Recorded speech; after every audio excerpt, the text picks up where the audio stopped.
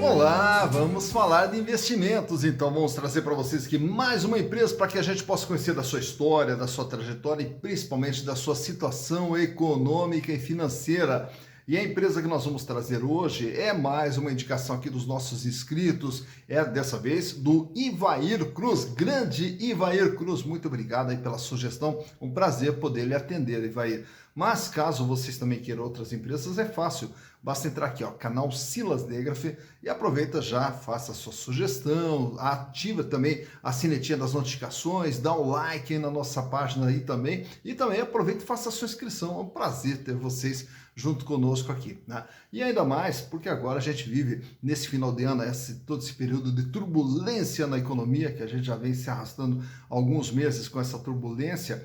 E aí, o que nós precisamos ter? Muita consciência na hora de fazer os nossos investimentos, já que hoje tem diversas oportunidades, são diversas oportunidades que estão surgindo com essas quedas na bolsa. Empresas maravilhosas, empresas muito boas, né? Só que, naturalmente, que a gente tem que ter um pouco de conhecimento, saber um pouquinho o que é essa empresa, qual é a sua história, da onde que essa empresa vem, para onde que essa empresa vai, mas principalmente saber da sua situação econômica e financeira.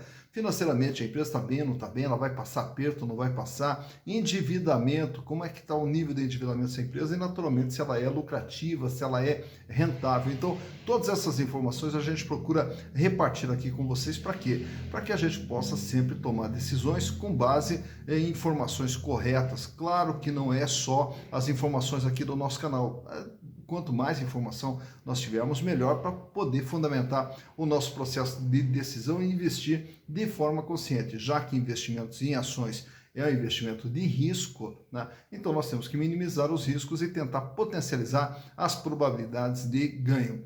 E a empresa que o Ivair Cruz nos sugeriu, tem uma história muito interessante, tem uma história muito legal, então vamos contar da onde que vem a ClearSale SA, que foi a indicação lá do Ivair. ClearSale, mas o que é ClearSale? A ClearSale é uma das maiores empresas na área de tecnologia. Quando você faz qualquer operação aí pela internet, quando você passa seu cartão de crédito na internet, então tem todo o sistema de segurança, né, que previne a questão de fraudes e também fornece para as grandes empresas score a respeito das operações de crédito. E só para vocês terem uma ideia, hoje a ClearSale, ela praticamente ocupa todo o mercado, 85% das transações que passam aí pela internet são monitoradas pela ClearSale. E da onde que vem a ClearSale? Você não vai acreditar. Você não vai acreditar. Vem de uma pessoa chamada Pedro Chiamuleira. Pedro Chiamuleira, talvez pelo nome agora você lembre das Olimpíadas de Barcelona, das Olimpíadas de Atlanta nos Estados Unidos, isso lá no ano de 92, a de Barcelona, e 96 a de Atlanta. E o Pedro Chiamuleira era um dos nossos atletas brasileiros que disputavam a Olimpíada na modalidade de atletismo, né? E aí, naturalmente, que quando o Pedro Chiamuleira era atleta de alta performance, ele conseguiu uma bolsa de estudos nos Estados Unidos para estudar ciência da computação. Então, como diversos atletas que acabam ganhando bolsa para estudar em universidades americanas, o Pedro Chiamuleira também ganhou uma bolsa e também estudou ciência da computação. Ao encerrar sua carreira com 33 anos de idade no atletismo, aí ele foi trabalhar, naturalmente, com computação. E aí, quando começou a trabalhar com computação, passou a prestar serviços para CIA e também para Submarino, desenvolvendo sistemas e criando sistemas ali, principalmente na área de gestão de estoques. E aí, daí, na sequência, ele viu que ele tinha potencial para montar sua própria empresa. E aí, no ano de 2001, ele montou a ClearSale. E a ClearSale, a ideia dela, o que era? Desenvolver sistemas. E aí, na sequência, ele acabou desenvolvendo um sistema de antifraude, né? Um sistema de prevenção de fraudes em operações realizadas por meios eletrônicos. E aí começa a empresa dele em 2001, aí daqui a pouco a empresa vai crescendo, chega a ter 25 estagiários trabalhando com ele, mas daí lá em 2005, com a crise que a gente teve, a bolha da internet em 2005, praticamente foi a falência, ficou só com 2 estagiários.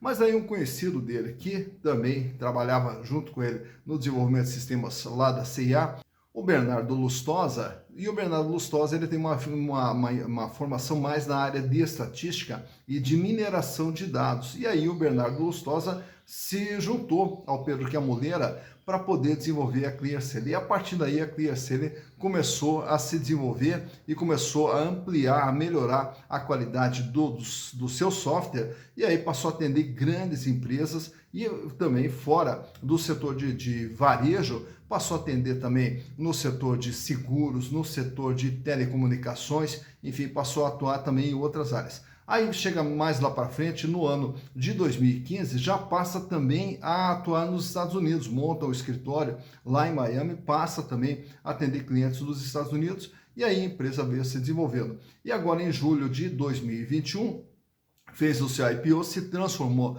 numa sociedade anônima de capital aberto e tem as suas ações negociadas em bolsa. Como eu falei anteriormente, 85% das transações que passam pelos meios eletrônicos passam ali pela checagem da ClearSale. Então, mas para que a gente possa conhecer um pouquinho da história, da situação econômica e financeira da ClearSale, trouxe para vocês aqui os balanços de 2018, 2019, 2020 e também as informações mais recentes da companhia, agora de setembro de 2021. Então, vamos aos números. Bem, então aqui estamos com as demonstrações contábeis da ClearSale SA, referentes aos exercícios de 2018, 2019 e 2020, e também do terceiro trimestre de 2021, demonstrações contábeis essas agora do dia 30 de setembro de 2021, informações mais recentes da companhia. Começando aqui pelo ano de 2018, para que a gente possa entender qual é o tamanho da empresa, então nós começamos sempre aqui, pelo total ativo. Esse total ativo, ele demonstra aqui qual é o tamanho da empresa, tudo aquilo que tem dentro da empresa. Um patrimônio total de 81.467.000, separados aqui em ativo fixo, que seria o realizável a longo prazo, valores a receber a longo prazo, investimentos que a empresa não possui, imobilizado, pode-se observar aqui que é imobilizado relativamente baixo, e o intangível, até porque, como eles são desenvolvedores de software, então são bens que têm valor econômico, porém não existem fisicamente, então eles são classificados aqui dentro do intangível. E aqui na parte de cima o ativo circulante, que é chamado também de capital de giro. Eles tinham 54.260.000, o que representava 66,6% de tudo aquilo que tinha dentro da empresa. Nesse capital de giro nós temos aqui o que a empresa tem de dinheiro, 7.629.000 em caixa, banco, aplicação, e contas a receber 37.894.000. Então, naturalmente, por ser uma prestadora de serviço, ela não possui estoques. Por isso que cada empresa tem a sua característica, né? No ano de 2019, o patrimônio total da empresa pula para 130 milhões de reais. E o capital de giro vai para 84 milhões, com 64,9% de representatividade. Então, existe um aumento nominal aqui em valores, porém uma pequena queda aqui na representatividade. Qual era o peso do capital de giro em 2018 e qual é o peso em 2019. Aumenta o volume de dinheiro, 23.624.000 e 51 milhões em contas a receber. Já para o ano de 2020, aí dá mais um salto, vai para 217 milhões o tamanho da empresa. Então, por aqui, a gente vai observando se a empresa ela vem crescendo em termos de tamanho. Agora, é claro que é mais uma informação, mas ela não é a determinante. Não adianta a empresa crescer e crescer com base em dívidas. Então, a gente vai por etapa. Em primeiro lugar, retratamos aqui que a empresa vem no processo de crescimento, 217 milhões. E o capital de giro pula para 154 milhões com 71,1% de representatividade. Olha o quanto que aumenta aqui o volume de dinheiro em caixa, 58 milhões. E o contas a receber também aumenta para 81 milhões. Já em setembro agora de 2021, aqui já aparece o IPO, até porque o IPO, como foi realizado em julho, então ele entra aqui já dentro dessas demonstrações. E aonde que a gente percebe? Aqui, crescimento da empresa de 217 milhões para 1 bilhão. Então agora é uma empresa de 1 bilhão de reais. 913 milhões em ativo circulante e capital de giro, com 90,8% de representatividade. E aumenta o volume de dinheiro em caixa, agora a empresa tem 772 milhões de reais em dinheiro, caixa, banco e aplicação, e 100 milhões em contas a receber. Olhando agora a parte do endividamento, por isso que eu há pouco citei, não adianta uma empresa ter um crescimento aqui e a dívida também explodindo aqui embaixo. Então, quer dizer, é um crescimento em cima de areia, né? Então, aqui vamos analisar agora como que se comporta o endividamento da Clearstream. Em 2018, 42 milhões de dívida com 52,4% de representatividade. Ela tinha um patrimônio de 81 milhões e tinha aqui uma dívida de 42, portanto a dívida absorvia 52% do que a empresa possuía. Em 2019 a dívida aumenta para 97 milhões, vai para 74% agora. E em 2020 a dívida pula para 203 milhões de reais, com 93,6%. Então, aqui ela atinge um pico, essa dívida, até por quê? Porque o PL da empresa ele para de crescer e aqui em 2020 a empresa fez uma série de distribuição de dividendos antes de fazer o IPO. Então, ela já distribuiu os lucros que a empresa possuía antes de passar a empresa para os demais acionistas também, né? Então, por isso que o PL fica pequenininho e o endividamento ele passa a ter um peso bem maior. E aí, já no ano de 2021, quando faz o IPO, o PL pula de 13 milhões para 785 milhões. E a dívida total, 221 milhões, a razão pela qual o peso da dívida agora é só de 22%. Ela tem um patrimônio de 1 bilhão e deve 221 milhões. Então, ela deve 22% do que ela tem. Olhando agora os resultados, como é que está sendo o resultado da companhia? Faturou em 2018 153 milhões, em 2019 208 milhões, em 2020 345 milhões e agora em 9 meses do ano já acumula uma venda de 326 milhões, projetando aqui um faturamento total na faixa de pelo menos uns 410 milhões de reais. Inclusive aqui até eu fiz uma correção, porque se você buscar nas demonstrações, tanto no site da CVM como no próprio site da empresa, existe lá uma distorção, né? Onde o valor do trimestre está bem maior do que o valor anualizado. Então, razão pela qual tomei a liberdade de fazer a alteração e entendendo que esse valor aqui é o valor dos 9 meses de faturamento da empresa. Já o lucro da empresa, que era 8 milhões e meio em 2018, caiu para 5 milhões e meio em 2019, 18 milhões em 2020, até porque aqui teve resultado de operações descontinuadas que acabaram afetando o resultado da empresa. Então aqui está o resultado que a empresa obteve, tirando aqui o resultado das operações descontinuadas, ela fecha com outro resultado, então 18 milhões. E agora, em 2021, ela vem acumulando um prejuízo de 30 milhões. E aonde que ocorre esse prejuízo? Aí, ao abrirmos aqui as demonstrações, olhamos aqui que o custo, que era de 45, 49, pulou para 59%. A despesa, que era de 42, 39%, 32%. A despesa que vinha caindo, agora ela voltou a subir, chegou a 47,4%. Razão pela qual esse aumento de custo, esse aumento de despesa e mais aqui também o resultado financeiro, que foi pequeno, né? Então fez com que a empresa fechasse com prejuízo de 30 milhões 192 mil reais nos 9 primeiros meses do ano de 2021. Já que estamos aqui com os números, trago para vocês também alguns gráficos para mostrar de perto como que está a situação da empresa. Começando ali pela liquidez, a liquidez que mede a situação financeira da empresa, se ela tem capacidade ou não de pagar suas dívidas. Ela começa ali com a liquidez geral com 1,31 em 2018, cai para 0,92 em 2019, 0,80 em 2020 e agora até com a entrada do IPO, com a entrada de um monte de dinheiro no caixa da empresa, a liquidez geral pula para R$ 4,20. Isso quer dizer, para cada R$1 de dívida que a empresa terá que pagar no curto, médio e longo prazo, ela já dispõe de R$ 4,20. Paga e sobra bastante. Na liquidez corrente, que mede só no ano corrente, se durante o ano ela vai conseguir pagar suas dívidas, ela sai com índice de 1,55, em 2019 1,56, se mantendo estável, uma pequena queda em 2020 para 1,45 e com a entrada do IPO, com a entrada de dinheiro, a liquidez corrente pula para 6,93. Isso quer dizer, para cada R$1 de dívida que a empresa terá que pagar no ano, ela dispõe de R$ 6,93. Paga, sobra e sobra bastante, então uma empresa que não tem o menor problema financeiro. Já nesse outro gráfico, trago para vocês aqui o comportamento do endividamento da empresa, onde ele sai com uma dívida de 52,3% em 2018, ela sobe para 74,6% em 2019, ela dispara, mas ainda vai para 93,6% em 2020, como a gente explicou há pouco ali na análise do balanço, e agora em 2021, com a entrada do IPO, a dívida ela fica pequena perto do patrimônio, absorvendo apenas 21,9% do patrimônio da empresa. Isso quer dizer, de tudo que a empresa tem, ela deve 21,9%. E fechando aqui esses gráficos, trago também a rentabilidade, né? A rentabilidade, quanto que a empresa ganha. Ganha em relação ao que ela vende, o quanto que ela ganha em relação ao que ela investe, o quanto que ela ganha em relação ao capital do acionista. Então, começando pela margem líquida, que é quanto que ela ganha em relação ao que ela vende.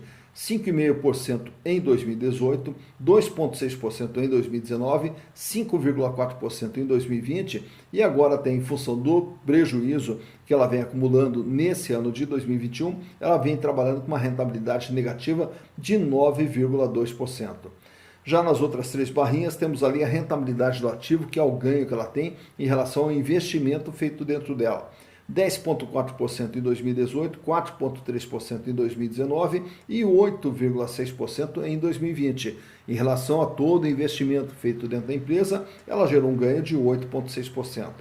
E fechando ali a rentabilidade do PL, que é o ganho do acionista, o acionista que tinha as ações dentro da empresa, então eles tiveram um ganho de 21,9% em 2018, 16,7% em 2019, e aí o número dispara, daí ele vai lá para 134% em 2020. Mas por que 134%?